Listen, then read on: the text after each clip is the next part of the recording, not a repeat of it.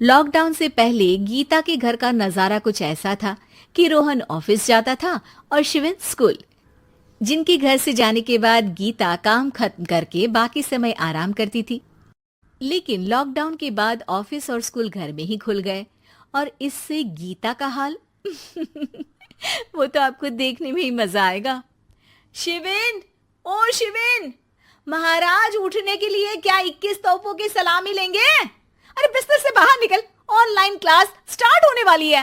अरे तुम भी हद करती हो, स्पीकर की तरह चिल्लाने की क्या जरूरत है? दिख नहीं रहा मेरी कॉन्फ्रेंस चल रही है। अब कैमरा और स्पीकर ऑन कर रहा हूं, मुझे कोई शोर नहीं चाहिए। इस पर जैसे ही रोहन लैपटॉप का कैमरा और स्पीकर ऑन करता है तभी कुकर की सीटी बजती है। करा लो अब इसे चुप। लॉकडाउन नहीं हुआ, मेरी मौत का फरमान जारी हो गया।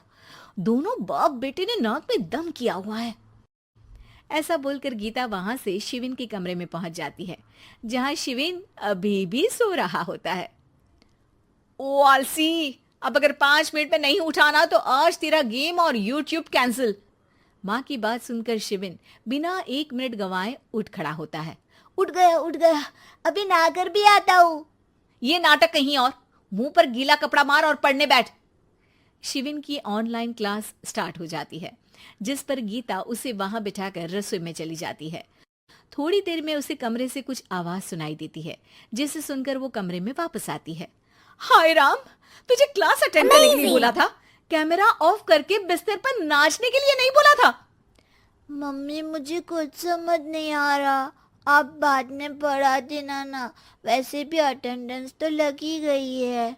हाँ हाँ बेटा, जरूर बन जा। तू अभी से हम सबका बाप बन जा। अरे नहीं मतलब कहाँ से लाते हो इतना दिमाग, और पढ़ाई करते हुए ये चला कहाँ जाता है? नाइस क्वेश्चन, दिमाग से पूछकर बता दूंगा। शिविन की बातों से परेशान होकर गीता उसे मारने के लिए जैसे ही आगे बढ़ती है तभी वो कमरे से बाहर भाग जाता है। अब शिविन आगे आगे और गीता हाथ में चप्पल पकड़े उसके पीछे पीछे पूरे घर में दोनों घूम रहे होते हैं।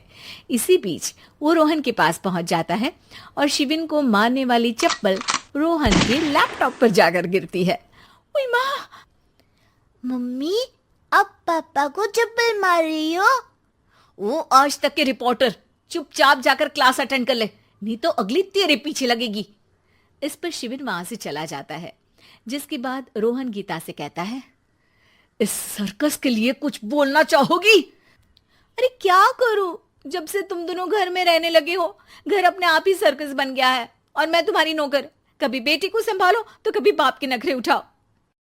इन्हीं सब उथल पुथल में दिन बीतते रहते हैं, जिसमें हर रोज घर के अंदर कुछ नया सियप्पा खड़ा मिलता है, जो ज्यादातर शिविन और रोहन के ऑनलाइन स्कूल और ऑफिस से रिलेटेड ही होता है। एक सुबह, शिविन चलो उठ, आज की क्लास जल्दी है।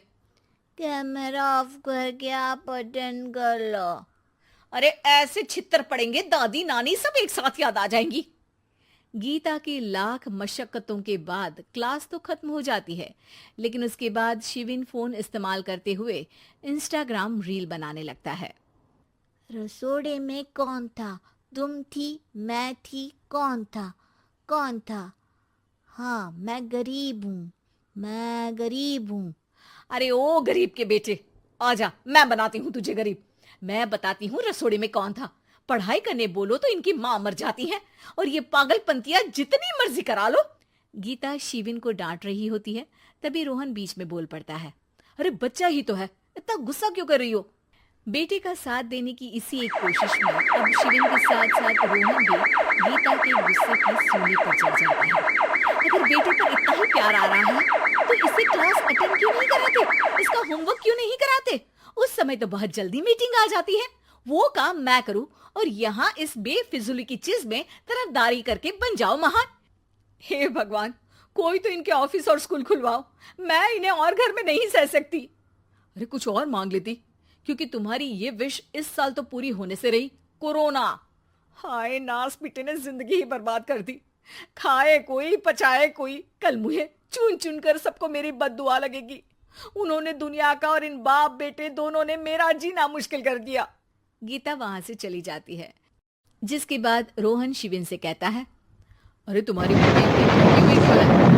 आपकी वजह से पूरा समय घर में रहते हो और उस पर कोई काम कराने की जगह बस ऑर्डर देते रहते हो। अच्छा बेटे, सारा इल्जाम मुझ पर, पूरा दिन तो वो तुम पर ही चिल्लाती है। हाँ, मतलब दोनों का 50-50 है, कुछ करना पड़ेगा। वो कहते ना, make the best out of worst. I have an idea.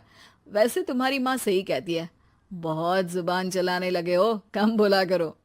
अगली सुबह रोहन और शिविन अपनी गलती को सुधारने के लिए गीता के उठने से पहले घर का आधा काम खत्म कर देते हैं, जिसे देखकर गीता खुश हो जाती है और फिर बाकी बचा काम वो तीनों मिलकर पूरा कर लेते हैं। जिसके बाद अब वो सब मिल बांट कर हर काम में एक दूसरे की मदद करते हुए लॉकडाउन का मजा लेने लगते हैं।